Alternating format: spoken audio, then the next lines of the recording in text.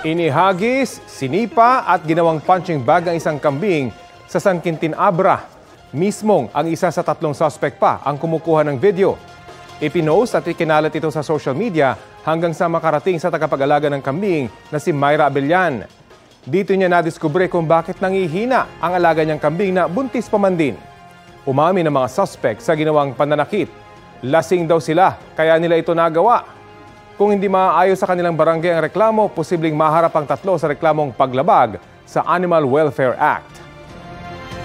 Kapuso, alamin ang maiinit na balita. Bisitahin at mag-subscribe sa GMA Integrated News sa YouTube.